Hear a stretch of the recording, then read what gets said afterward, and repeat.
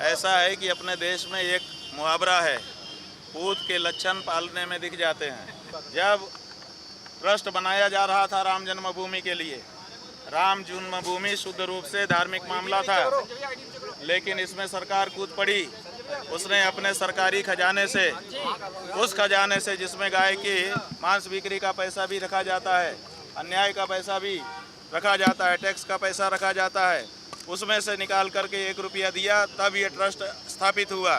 तो इसके अब मूल में ही, बीज में ही गड़बड़ी है। दूसरी बात यह है कि जब बड़े बड़े धर्माचार्य वहाँ उपस्थित थे तो धर्माचार्यों के ट्रस्ट को क्यों ठुकराया गया। तीसरी बात यह है कि जिन पक्षकारों ने न्यायालय में पक्षकार बन करके हिंदुओं की तरफ से मुकदमा लड़ा था, उन पक्षकारों को क्यों साइड लाइन किया गया और क्यों अपने विश्वस्त लोगों को ट्रस्ट में बैठाया गया।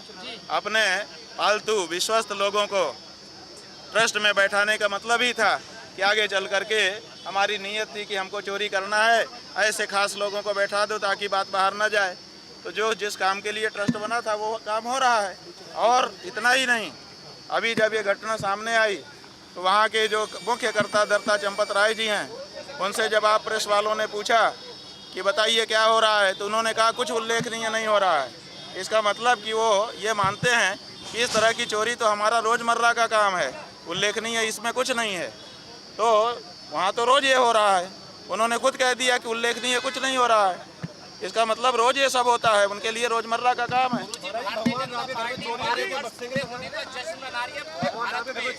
हाँ जी, अरे भगवान राम को चोरी कर लें लोग। आप ये बताइए, आप लोगों को पता नहीं है जो रामलला वहाँ पर दिसंबर 1950 में प्रकट हुए थे, उनकी मूर्ति कहाँ है इस समय? वो तो चोरी ही हो गई ना, पहले ही वो चोरी हो चुकी है। ये मूर्तियाँ तो बाद में ला करके रखी गई और अब उस मूर्ति को भी हटा करके इन्होंने नई मूर्ति खड़ी कर दी, वो मूर्ति भी गायब हो जाएगी।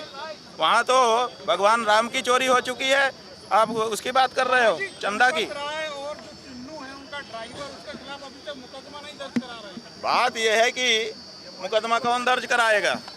जब हमने वही कहानी बताई, एक आदमी का फाउंटेन पेन और घड़ी चोरी हो गए, थाने गया रिपोर्ट लिखवाने और वापस होने लगा। थानेदार ने पूछा रिपोर्ट लिखवाने आए तो क्यों नहीं लिखा रहे हो? बोला कि रिपोर्ट लिखाना व्यर्थ है जब आप ही हैं चोर और फाउंटेन पेन से लिख रहे हैं और घड़ी बांधे हैं मोर, तो किसको रिपोर्ट लिखाएं? साफ साफ है, जो चोर है वही, वो क्या रिपोर्ट लिखाएगा। होना ये चाहिए कि बाकायदा जो है रिपोर्ट दर्ज हो और संतों को, धर्माचार्यों को, शंकराचार्यों को और बड़े धर्माचार्यों को जिनकी डिग्निटी है, उनकी जांच कमेटी बना करके जांच किया जाना चाहिए।